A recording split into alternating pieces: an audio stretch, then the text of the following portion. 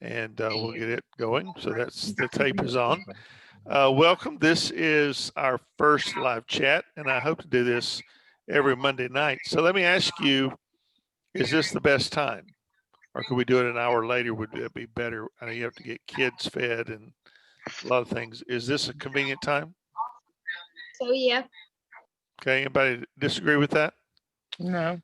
Okay. Well, we'll keep it at 7. I've been really confused. I've been in Texas and Colorado the last 3 years. I never know what time it is because when you're trying to figure East Coast compared to Mountain Time compared to, and I have schools in all of those different time frames.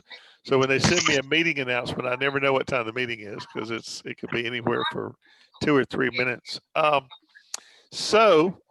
First of all, any questions, comments, anything you have seen about the course yet you don't understand or have a question about that you'd like to ask? No, none at this time. Okay. We technically only have one deadline. That's Sunday night, midnight. You guys have been around Valley enough to know that. Your first discussion board is really kind of due Tuesday night. The second one, your initial response is due by Friday, but I usually don't count those late. I will let you know another secret. I don't count anything late unless it's just extremely, extremely late.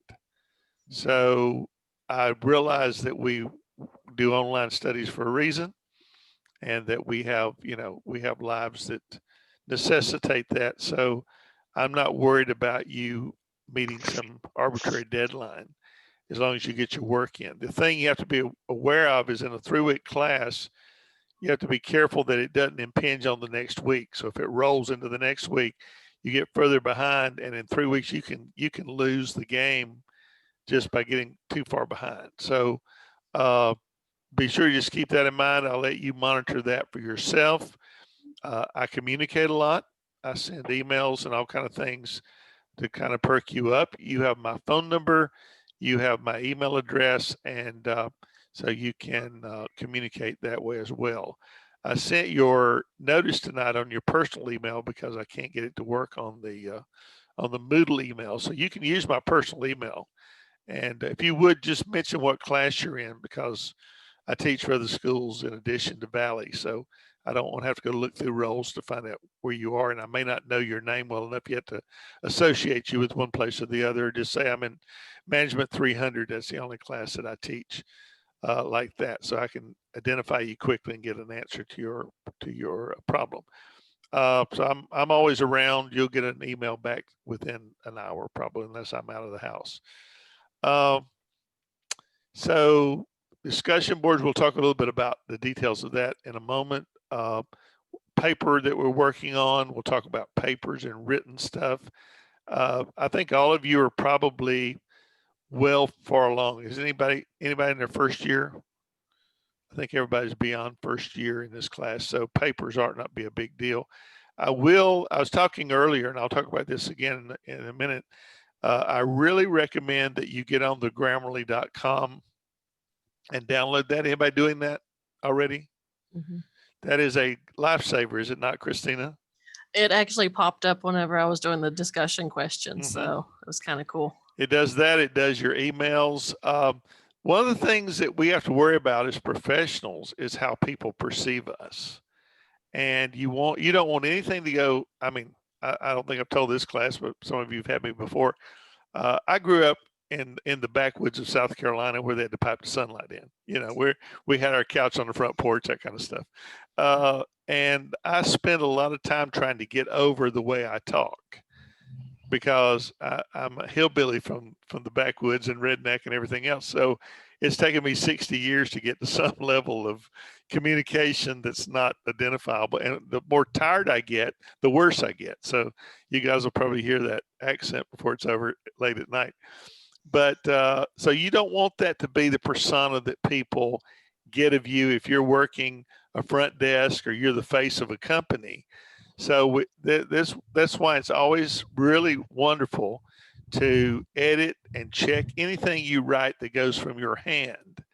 You want to spell check it. You want to grammar check it. You want to be sure that it's pristine. I work for 3 of the largest companies in the world. And I worked for BMW for 10 years. And I got sent all the emails from our president, who was German, because he couldn't spell cat.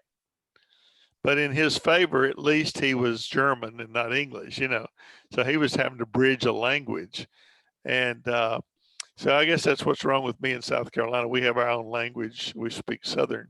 And when you speak Southern, it's not really English. You know, one interesting thing about West Virginia, I don't know if you've heard this, they've actually gone back and checked the dialects in West Virginia. And there are sections of West Virginia that are 16th century English in their language. Because when they moved to West Virginia, they got cut off from the rest of the world. And so there's this little pocket of old English. It's like talking to people with a King James Bible. And they have kind of maintained that. And you know, they use words like fetch, which is a King James word. And so it's really interesting when you study linguistics to realize that, you know, we're not as bad off as they make us out to be. All this fake news and stuff talk about, you know, how pitiful we are, but we're not as bad off as they think we are. But anyways, there's always some reason behind that linguistically that I think is helpful. So let me share my screen with you just a minute, and we'll talk about a couple things, and then we will be done. Okay, let's see which one of these we want to do. This one. Yeah, this one. Okay, can everybody see the screen? Yes. Okay, good. All right, so now how do you get it to me? There we go. So just some general thoughts. The Grammarly.com MS Word spell check, those are kind of tools of the trade. You know, everybody has their own toolbox. You have a plumber come out to your house, carpenter, they have their tools. As professionals, we have our tools that you find along the way that you want to keep that will help you to do a better job, be more professional. And so basically Grammarly.com is one of those. Get the free version. Unless you're going to be a professional writer, there's no point in paying for one, but it's helpful with grammar, spelling, sentence structure, and Grammarly will correct your email. It will correct your discussion boards, all those things. So it's very, very helpful. So I would do that, and you'll find it helpful in every class that you write something for. And of course, just like MS Word, you put your cursor at the beginning, and I'll show you. I think I've got a picture. Here we go. I don't know how well you can see this. But here's a text, and it will highlight words. These are all the errors in this short paragraph here. Commas, missing an article, and you just click on one. It says, don't use this word major. Click on the green button. It will replace major with significant. So it helps you with your word choice, makes it a little more professional. Talks about changing words, or passive voice is another thing you'll often see. And you want to be an active voice because it means it makes your writing more interesting. And so all these things, could you imagine that's how many errors we have in 3 paragraphs that we could improve on? So if you go through and clean up all those things, and then I'll go back and run MS Word spell check and pick up a few more things. And by that time, you don't have much left. So basically, discussion board. Let me mention a couple things about those. Know what the expectations are. Your initial post comes from your reading. These are not, you know, your opinions. They're opinions formed from reading the materials or your textbook or whatever. And they're in 2 parts. Your initial post, which is due on Tuesday and Friday nights for the first and second one. Write about 125 word initial post on what you've learned. Now, let me give you a trick if you don't know about writing. If you will follow the 3-paragraph format when somebody asks you to write something, introduction paragraph, body, and close, you rarely will have to worry about word count. So in your first paragraph, you introduce what you want to talk about. You might put in a little bit of context, not a lot of detail, and then you transition in, and you can have as many paragraphs in the middle as you want to. At least one, but you can, when you're writing a paper, you'll have a paragraph every time you kind of change to a different subject. And always indent first sentence of every paragraph, which is standard. But I see that all the time, a lot of that. And then so your first discussion board by Tuesday night, then you go in and can read your classmates' post, find something that they say that's interesting, respond to at least 2 of them with a 75-word post. And if you use any sources, put your citations in, all those things, always important. But just go beyond the I agree or I disagree. Talk about something interesting. And I think that's worth doing. Any questions about that? No. We're good. This is probably stuff you've heard before. But read what others are saying, respond through the week. That's kind of going above and beyond, that you're reading other people's thoughts and responding and building off of that. 2 responses are just the C level, but always try to go beyond that. And discussion boards cannot be made up after the week that they're due, because they're kind of your discussion for the class for that week. That's the oral portion. And so they're no longer pertinent after the week passes. And of course, proper netiquette is important. Try not to use textees. That will creep into what you use on your cell phone, the shortcuts. Do not do that in formal writing. Be sure you're using your words, real words. Now, a paper. I'm going to just make some general comments about your paper. We do these in pieces, usually over 3 weeks. So you do part 1, part 2, part 3, and put it all together. Always have a cover sheet on any paper you turn in that's over a page. It's just a good rule to follow. On that first page, put all your bio data there, your title, teacher's name, class, whatever you want to put under the date on that first page. And so you will start your second page on the first line of page 2. And that first page, you can put your title if you want to at the top again, and then the next line you start there. Don't have all this blank space between paragraphs or on the page. When you're done with your paper, go back and look at how it looks before you save it to be sure it's formatted correctly. That's another one of those things about getting used to the professional way of doing it. Times New Roman, 12-point double space. It'll be a rarity that somebody asks you to do something differently. Okay. So always do, and be sure you know how to do all those things with Word. I'm convinced that if we could take a class in Microsoft Office before we ever start school, it would save us untold hours of work. Because those programs have so many things you can do with them. With Microsoft Word, it's just unbelievable what we don't know about it, that it will do. Excel's the same way. So first paragraph is your introductory paragraph. It should be about probably half a page.